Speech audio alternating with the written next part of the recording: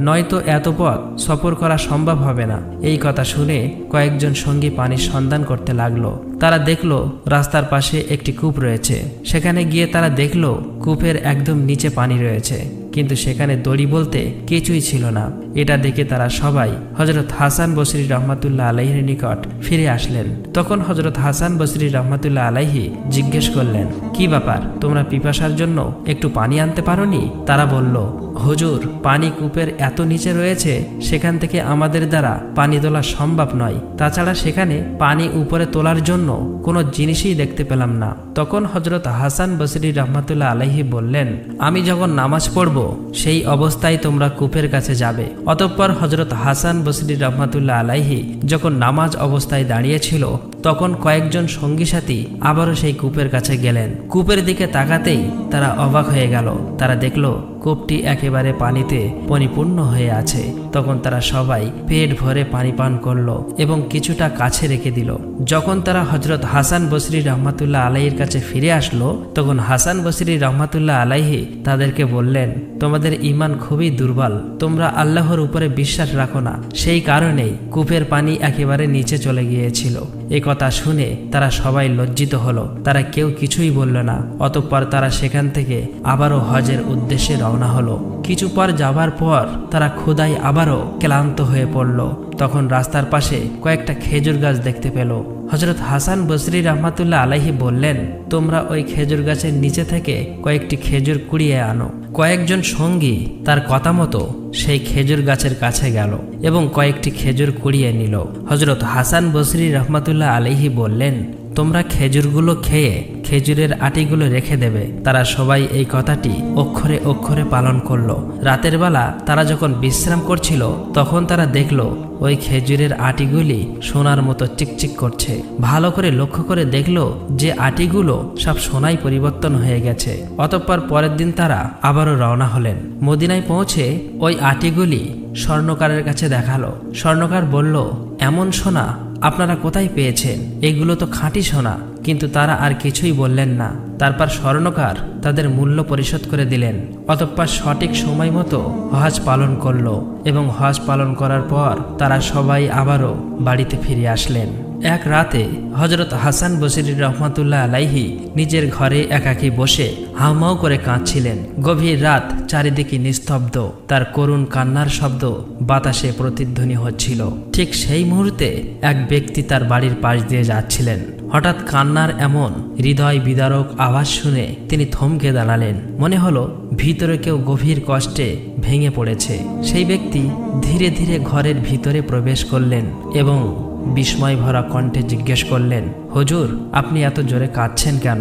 কি এমন দুঃখ যে আপনাকে কাঁদাচ্ছে? তখন হযরত হাসান বসরি রহমাতুল্লাহ আলাইহি অশ্রুসিক্ত চোখে তার দিকে তাকালেন। তারপর কাঁপা কণ্ঠে বললেন, ভাই, আমি জানি না, হয়তো আমি এমন কোনো গুনাহ করে ফেলেছি যা আল্লাহর অপছন্দ। হয়তো কোনো ভুল, কোনো পাপ আমার অজান্তেই হয়ে গেছে।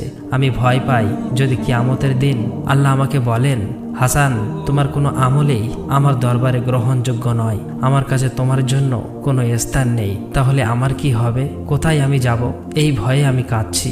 সেই ব্যক্তিটি এই কথা শুনে স্তব্ধ হয়ে গেলেন। মনে মনে বলতে লাগলো, একজন মহান আলেম যিনি সারা জীবন ইবাদতে কাটিয়েছেন, যার তাকওয়া ও সাধুতার জন্য গোটা শহর তাকে শ্রদ্ধা করে, তিনি যদি এভাবে কাঁদেন তাহলে সাধারণ মানুষের কি হবে? একবার বসরা নগরীতে অনাবৃষ্টির কারণে দীর্ঘদিন বৃষ্টি হয়নি। মাটি ফেটে চৌচির, শস্য ক্ষেত মরে গেছে, নদী নালা শুকিয়ে গেছে, দুর্ভিক্ষ নেমে এসেছে নগর জুড়ে। একদিন একদল মানুষ হযরত হাসান বসরি রহমাতুল্লাহ আলাইহির দরজায় এসে কাঁদতে কাঁদতে বললেন, হুজুর, আমরা কি করব? বৃষ্টি না হলে আমরা সবাই মারা যাব। দয়া করে আল্লাহর দরবারে দোয়া করুন যেন তিনি আমাদের জন্য বৃষ্টি বর্ষণ করেন। তখন হযরত হাসান বসরি রহমাতুল্লাহ আলাইহি কিছুক্ষণ নীরব থাকলেন। তারপর দুঃখ ভারাক্রান্ত কণ্ঠে বললেন, তোমরা যদি বৃষ্টি পেতে চাও তাহলে আমার মতো গুনাহার মানুষকে শহর থেকে বের করে দাও। আমি মনে করি আমার পাপের কারণেই এই দুর্যোগ নেমে এসেছে। এই কথা শুনে সবাই অবাক হয়ে গেল। তারা কিছুই বুঝতে পারল না যে ব্যক্তিটি সারা জীবন ইবাদতে কাটিয়েছেন যিনি রাতভর কাঁদেন তিনি কিভাবে পাপী হতে পারেন? অতঃপর সেই রাতে হযরত হাসান বসরি রহমাতুল্লাহ আলাইহি একাকী এক নির্জন স্থানে চলে গেলেন। সেখানে গিয়ে দুহাত তুলে আল্লাহর দরবারে বিনম্র কণ্ঠে কাঁদতে কাঁদতে দোয়া করতে লাগলেন, হে আমার রব, আমি জানি আমি পাপী। আমার গুনাহের কারণে যদি তুমি বৃষ্টি বর্ষণ না করো তবে এই মানুষগুলোর কি দোষ? ওরা তৃষ্ণার্ত, ওদেরকে তুমি রহমত দাও। হে পরওয়ারদিগার, তুমি যদি আমাকে ক্ষমা না করো তবে আমার কি হবে? তার চোখ দিয়ে ঠলঠল করে অশ্রু ঝরছিল। সে রাতে তিনি এতটাই কাঁদলেন যে তার দাড়ি সম্পূর্ণ ভিজে গেল। অতঃপর আল্লাহ রাব্বুল আলামিন তার দোয়া কবুল করলেন। রাত পেরিয়ে ভোর হতেই আকাশ কালো মেঘে ঢেকে গেল। এরপর এমন প্রবল বৃষ্টি নামলো যে পুরো বসরা নগরী জুড়ে আনন্দের বন্যা বয়ে গেল। মানুষ দৌড়ে বের হয়ে আসলো, হাত তুলে বলল, সুবহানাল্লাহ, আল্লাহ আমাদের দোয়া কবুল করেছেন। হযরত হাসান বসরি রহমাতুল্লাহ আলাইহের আল্লাহ ভীতি এতটাই গভীর ছিল যে তাকে দেখলে মনে হতো তিনি যেন কোনো অপরাধী যাকে ফাঁসির মঞ্চে তোলা হচ্ছে। তার চোখে সবসময় অশ্রু, তার মনে সবসময় ভয় ছিল। সবসময় ভাবত, কি জবাব দেব আমি আল্লাহর দরবারে? তিনি ছিলেন সে যুগের অন্যতম বিখ্যাত আলেম, একজন ওলি, অথচ কখনো তাকে হাসতে দেখা যায়নি। সারা জীবন তিনি আল্লাহর প্রেমে কাঁদতেন, ইবাদতে মগ্ন থাকতেন আর ভাবতেন, আমার আমল কি কবুল হবে? এই গল্প আমাদের জন্য বড় শিক্ষা। যদি একজন হাসান বসরি রহমাতুল্লাহ আলাইহির মতো আল্লাহওয়ালা ওলি এতটা ভয় পান তবে আমাদের কি অবস্থা হবে?